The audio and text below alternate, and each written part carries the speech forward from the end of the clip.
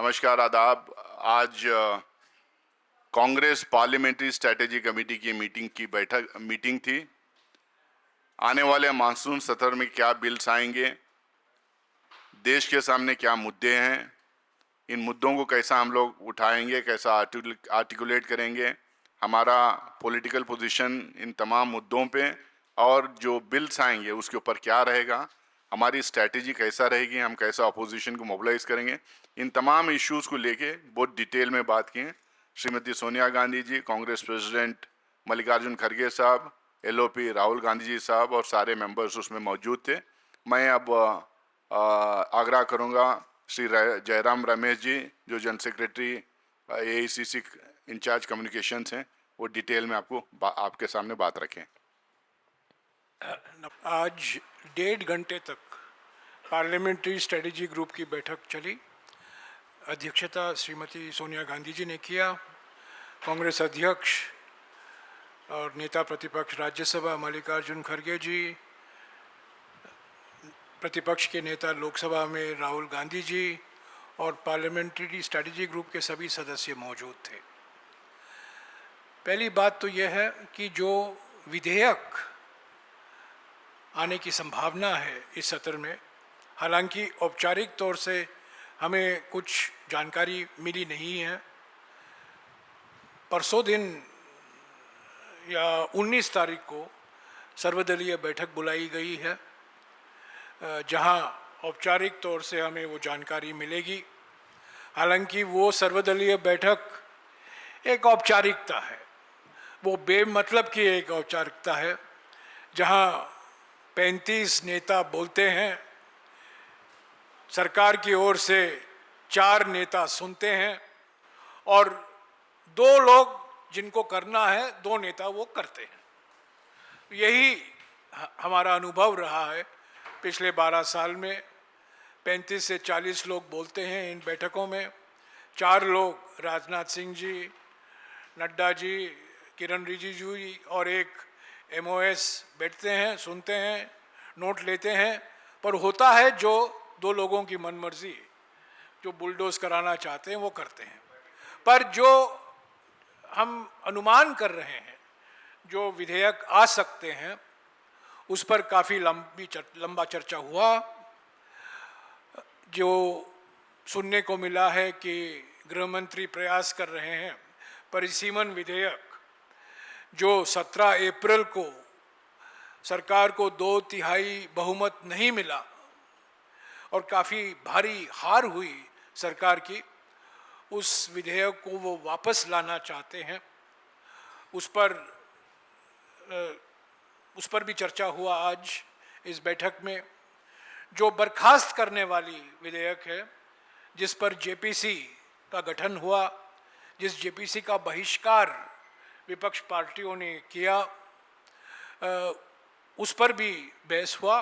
और कांग्रेस पार्टी हमेशा, हमारी ये राय रही है, हम परिसीमन विधेयक का पूरा विरोध करेंगे, करते रहेंगे और सभी विपक्ष पार्टी की एकता और एकजुटता बरकरार रखने में हम पूरा प्रयास करते रहेंगे।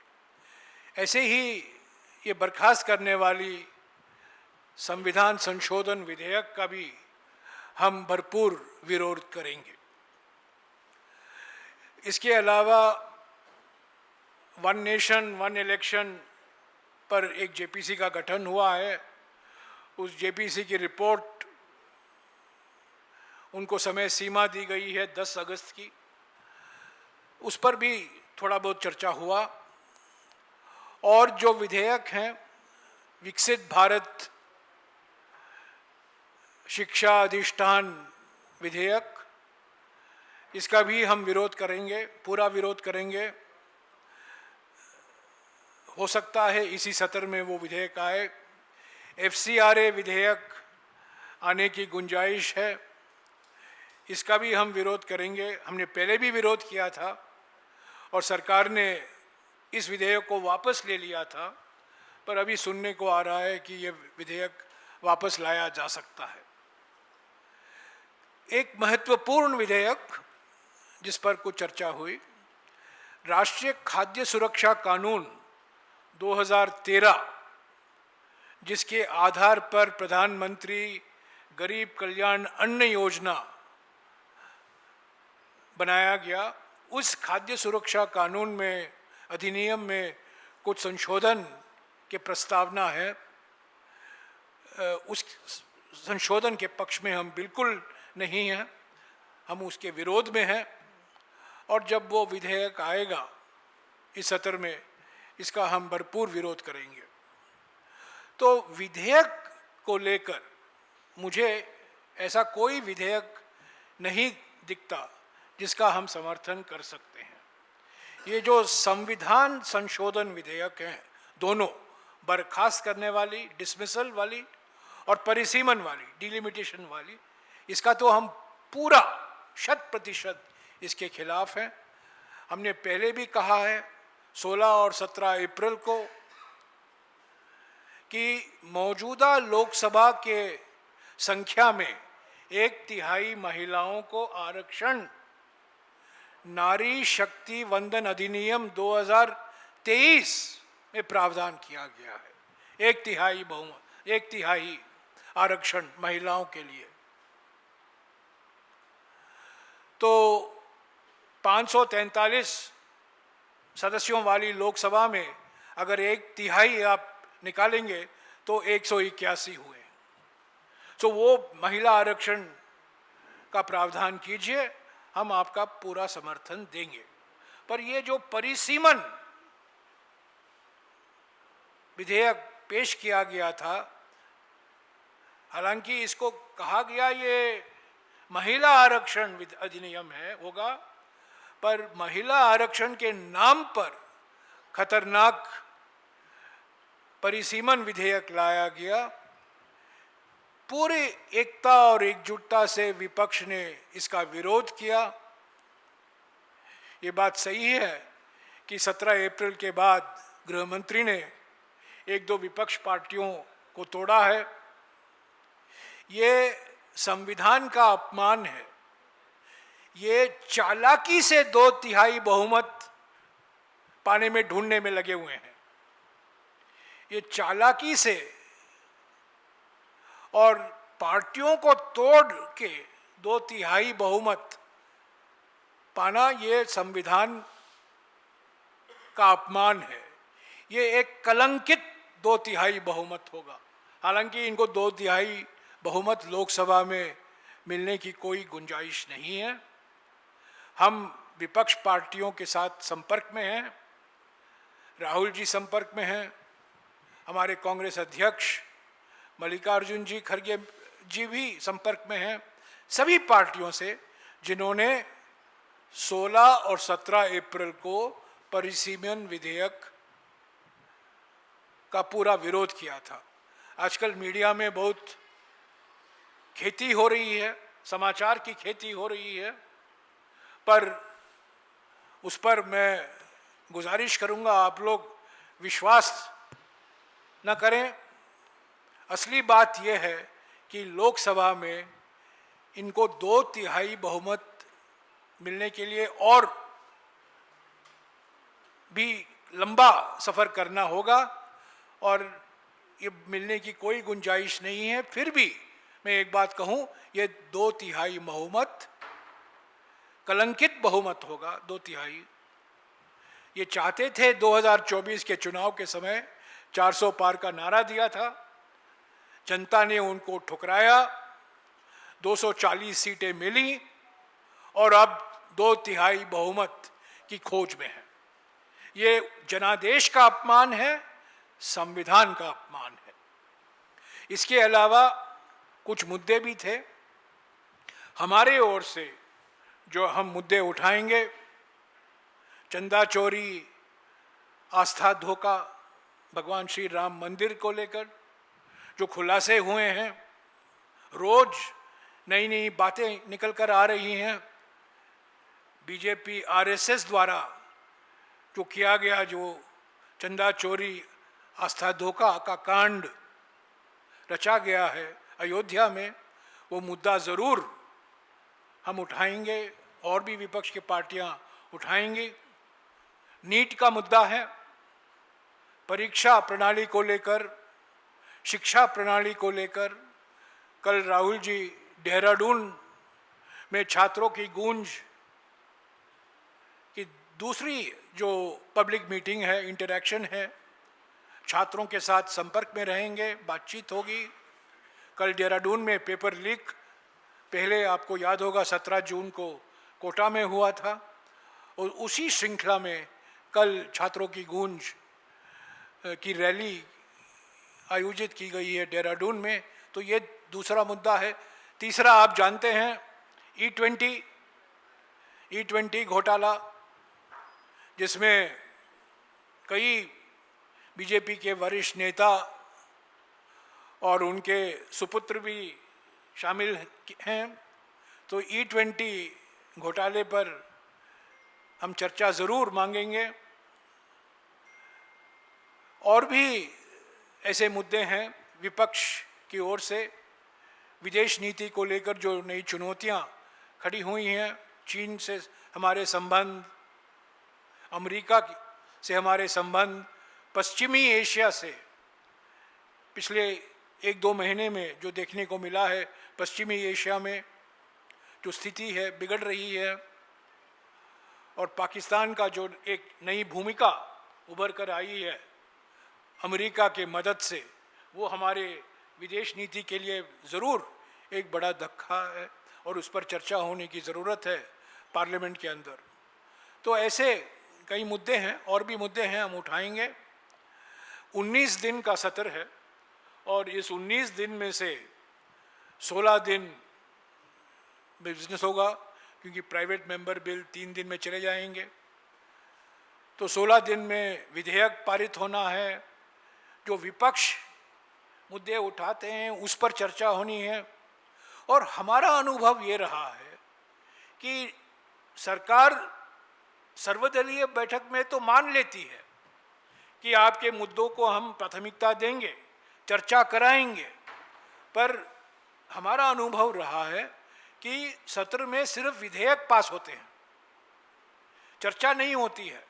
विपक्ष के उठाए हुए मुद्दे पर चर्चा कभी होता नहीं है। हालांकि बोलते हैं, पर बोलनी और कथनी में जमीन आसमान का फर्क है। तो ये रहा आज के पार्लियामेंट्री स्ट्रैटेजिक ग्रुप के कुछ मुद्दे, जो सारांश मैंने आपको दिया है। अगर अभी आपके पास कोई सवाल है तो मैं उस सवालों को जवाब देने का प्रयास करूंगा। एक एक करके पूछेंगे। मोहित, एक एक।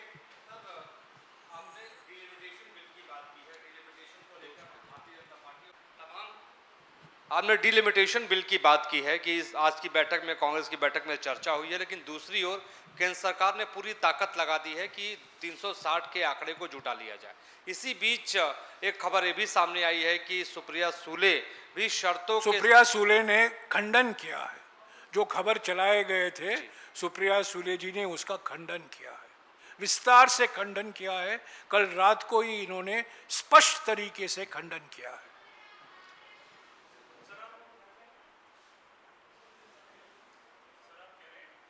सर, आप कह रहे हैं कि ये कलंकित जो है बहुमत होगा, तो जिस तरीके से पाला बदला, बहुमत नहीं होगा। अगर होता है तो आपने ये कहा कलंकित बहुमत के ओर बढ़ रहे हैं, पर ये बिल्कुल असंभव है। इनको 2/3 बहुमत लोकसभा में मिलने वाला नहीं है। एक मुद्दा ये भी उठता है, जिस तरीके से एक टीएमसी पार्टी के 20 सांसद एकाएक किसी रीजनल पार्टी में शामिल हो गए, और वो पार्टियां कह रही हैं कि ये उस सिंबल पर नहीं लड़के आए थे, उन मुद्दों पर नहीं आए थे। तो ऐसे में क्या बहस इस बात पर भी आप लोग करेंगे कि राइट टू रिकॉल, जिसकी बात यूपीए के वक्त में भी बहुत सारे पार्टियों ने और कई आंदोलनों में उठी थी, क्या राइट टू रिकॉल इस स्थिति में, जब आप कह रहे हैं कि 2/3 बहुमत को स्नैच करने की कोशिश की जा रही है, सारी चीज़ें हो रही है, तो क्या ऐसी भी कोई संभावना तलाशेंगे आप लोग? नहीं, इस पर ज़रूर हमने पहले भी चिंता जताई थी कि 3 साल पहले इस पार्टी का गठन हुआ हावड़ा में, nationalist citizens party of India. कोई जानता नहीं था, ये अनरिकग्नाइज्ड पार्टी है, और उसमें अचानक वो पार्टी एनडीए का दूसरा सबसे बड़ा घटक दल बन गया है। टीडीपी दूसरे स्थान से तीसरे स्थान पर गिर गई है, और जेडीयू तीसरे से चौथे नंबर पर आ गई है। और दूसरा सबसे बड़ा घटक दल एनडीए में ये national citizens party of India, जो 3 साल पहले का गठन हुआ था उस पार्टी का, और वो आज भी अनरिकग्नाइज्ड पार्टी है। अचानक उनको 20 सांसद मिल गए क्योंकि वो एक पार्किंग स्पेस था ना। होम मिनिस्टर ने उनको, इन सांसदों को वहां पार्क किया है। सीटिंग अरेंजमेंट की बात हो रही है अभी लोकसभा में, तो इस पर कई सवाल उठाए जा रहे हैं। देखिए ये सब क्यों किया जा रहा है, सब लोग जानते हैं। सब लोग जानते हैं कि 17 अप्रैल को गृह मंत्री की बड़ी बेइज्जती हुई, उनको अप्रत्याशित हार हुई। वो ये मानकर चल रहे थे कि उनको 2/3 बहुमत मिलेगा, पर 2/3 बहुमत नहीं मिला। 1-2 वोटों से नहीं, उनको मिलना था 17 अप्रैल को 352 2/3 बहुमत के लिए, और मिला 298। तो ये सब खेल खेले जा रहे हैं। और इसके साथ साथ गृह मंत्री भी बहुत माहिर हैं मनोवैज्ञानिक खेल में, साइकॉप चल रहा है। और ये जो समाचार की खेती हो रही है मीडिया में, इसका भी हम विरोध करें, इसका खंडन करेंगे। और जैसा कि सुप्रिया सुले जी ने भी कल अपने जो खबर चलाई गई थी उनके बारे में उन्होंने खुद खंडन किया है, मैं खंडन नहीं कर रहा हूँ, सुप्रिया सुले जी खुद खंडन की कल शाम को, कल रात को। Mr. Ramesh, are you also in touch with the DMK leadership, and are you hopeful and confident We that are they're in going? touch with all parties who voted with us on the 17th of April, including the DMK. We are in touch with all parties which voted with together collectively on the 17th. We are in touch with DMK. We are in touch with Aam Aadmi Party. Of course, one of the pillars of the defeat that we inflicted on the government was Samajwadi Party. We are in touch with the Samajwadi Party, and I can tell you that the top leadership of the Congress Party, which means the Congress President and the leader of the opposition in the Lok Sabha, are in touch. Jairam sir. Ji, So And one we will, question. 1 minute, and we will continue to be in touch. We will continue to be in touch because I believe that these parties, they are fundamentally opposed to the ideology of the BJP. They know that the delimitation bill, the way delimitation has been done in Assam, the way delimitation has been done in Jammu and Kashmir, it's a very dangerous way of doing delimitation, and the provisions that were there in the delimitation bill, you know, were opposed by all parties, all the parties who voted against the bill. Sir, my question is because the Congress party and the other opposition is also demanding the resignation of the Union Minister Dharmendra Pradhan. You are saying that this same issue is going to be raised in Parliament मंत्री session as प्रधान well. इस्तीफा हम लोगों ने 1.5 महीने 1 महीने से और जास्ती से चलाया। Sir, let me complete. I just मंत्री प्रधान इस्तीफा दो, प्रधानमंत्री की अलग बात है, बट मंत्री प्रधान इस्तीफा दो। और ये पहले से अगर ये मेरी याददाश्त सही है, 45 दिन से हम ये चला रहे हैं। जब से ये नीट एग्ज़ाम, पहला नीट एग्ज़ाम कैंसिल किया गया, उसके बाद रीनीट आया, तब से हम मांग रहे हैं कि इसके, और ये सिर्फ नीट से संबंधित नहीं है। It is not just NEET, it is CBSE, it is CUET, it is the way central universities are being managed. It's a complete collapse of the education and examination system. But sir, my question is, because it was not completed, Mr. Sonam Wangchuk is on a hunger strike there at Jantar Mantar. There is a massive support which he is getting on social media, but there is no such response which is being given by the Congress party as of now. Are you actually going to support his demand, because he is The also Congress saying the same party thing? has been demanding the resignation of Mr. Dharmendra Pradhan for over a month and a half. But will for you go there? almost 2 months. We are the party that we have been demanding his resignation. We have been demanding accountability from the government for the successive failures of examinations, for the way the CBSE examination has been compromised, for the way the education system has been managed. So we have been demanding the resignation of Mr. Dharmendra Pradhan for as long as I can remember. Any Jairam sir, support- any Dharmendra support- प्रधान का इस्तीफा आप लोग मांग रहे हैं, वो बात ठीक है, लेकिन सोनम वांगचुक जो भूख हड़ताल पर बैठे हैं, सरकार उनकी उपेक्षा कर रही है। क्या वजह है कि देश की प्रमुख विपक्षी पार्टी कांग्रेस भी उनके भूख हड़ताल की उपेक्षा कर रही है, जबकि आपके तमाम देश सहयोगी की दलों प्रमुख तरफ से उनको देश की लेकर प्रमुख बयान विपक्ष दिए गए हैं। पार्टी देश की प्रमुख विपक्ष पार्टी 2 महीने से शिक्षा मंत्री की इस्तीफा की मांग कर रही है। 2 महीने से पार्लियामेंट के अंदर हमने मांग की, पहले पार्लियामेंट के बाहर हमने मांग की, और ये मांग लगातार हम करके आ रहे हैं। सभी लोग, कई लोग मांग रहे हैं, ये बात सही है, पर देश की प्रमुख विपक्ष पार्टी हमेशा लगातार ये मांग कर रही है। राहुल जी ने 17 जून को भी मांग की और कल देहरादून में फिर से उस मांग को दोहराएंगे और दोहराते रहेंगे। जयराम जी, जो वन नेशन वन इलेक्शन है, इसको लेकर आपका ऑफिशियल स्टैंड क्या है? मैं आपको बताऊंगा। ये वन नेशन वन इलेक्शन को लेकर 10 तारीख तक समय दिया गया है जेपीसी को, ठीक है। जेपीसी को समय मिला है 10 अगस्त तक रिपोर्ट पेश करने की। क्या रिपोर्ट आएगी मैं नहीं कह सकता हूं। वो अलग अलग राज्यों के साथ बातचीत हो रही है, विशेषज्ञों को बुलाया जा रहा है, पर एक बात मैं बिल्कुल साफ कह दूं, वन नेशन वन इलेक्शन के सिद्धांत के ही खिलाफ है कांग्रेस पार्टी। हम रिपोर्ट में जो कुछ आएगा आएगा, पर हम वन नेशन वन इलेक्शन के खिलाफ हैं। हमारे अध्यक्ष ने 4 पेज का एक खत भी लिखा था सरकार को, क्यों हम इसके विधेयक के खिलाफ हैं, इस सोच के विचार के खिलाफ हैं। तो वन नेशन वन इलेक्शन हमारे संविधान के खिलाफ है। वो गैर संवैधानिक होगा, गैर लोकतांत्रिक होगा, इसीलिए हम इसके खिलाफ हैं और हम खिलाफ होते बरकरार होगा। हमारा विरोध है वो बरकरार रहेगा। सर, सरकार की ओर से जो बताया जा रहा है खबरों में अपने बीट रिपोर्टर्स को कि 354 के आंकड़े पर वो पहुंच गए हैं, डीएमके के सांसदों से को भी वो अपने में जोड़ रहे हैं। किसमें 2/3 बहुमत को लेकर के कहा जा रहा है 2/3 बहुमत 354 के आंकड़े तक वो पहुंच गए हैं। कोई आपके पास आंकड़ा है विपक्ष का कि इंडिया ब्लॉक के पास इतने सांसद हैं? नहीं, हम भी उन्हीं पार्टी से हमारा भी संपर्क है। जो पार्टियों के साथ गृह मंत्री चाहते हैं कि वो पार्टी उनको समर्थन करें, उन्होंने 16 और 17 तारीख को परिसीमन विधेयक के खिलाफ वोट दिया था और बड़े उत्साहजनक तरीके से उन्होंने वोट किया। इस बीच पिछले 2 महीने में मुझे ऐसा नहीं दिखता कुछ हुआ है कि अचानक डीएमके की विचारधारा और बीजेपी के विचारधारा के बीच में कुछ मिलन होने की संभावना, मुझे कुछ नहीं दिख रहा है। मूल तरीके से डीएमके की विचारधारा और बीजेपी की विचारधारा बिल्कुल मिल नहीं सकती।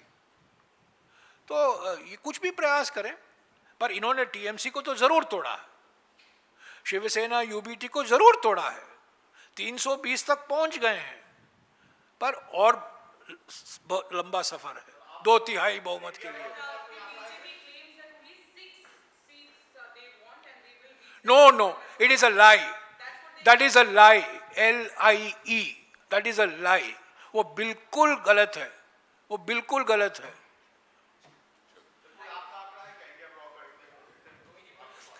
हमारा मकसद क्या है, उनको 2/3 बहुमत नहीं मिलना। और अब तक मैं कह सकता हूं जो गैप है वो 1 आंकड़े का गैप नहीं है, 2 आंकड़े का गैप है। काफी भारी गैप है, छोटा गैप नहीं है, भारी गैप है। लोकसभा में I am talking of Lok Sabha. और इन्हें एक बात और, क्योंकि ये इस बात पर भी खेती समाचार चल रही है, संविधान संशोधन के लिए दोनों सदनों में 2/3 बहुमत की जरूरत होती है। वो राज्यसभा में लाएं, वो 2/3 बहुमत मिले, उससे कुछ लेना देना नहीं है, क्योंकि लोकसभा में भी 2/3 बहुमत मिलना जरूरी है। और अभी मैं विश्वास के साथ कह सकता हूं कि 2/3 बहुमत लोकसभा में काफ़ी दूर है और मुझे नहीं दिखता कि उनको 2/3 बहुमत मिलेगा, और मिलेगा भी तो यह कलंकित 2/3 होगा, जनादेश के खिलाफ होगा। ये 2/3 बहुमत चाहते थे 2024 में और इनको तब नहीं मिला और अभी भी नहीं मिलेगा।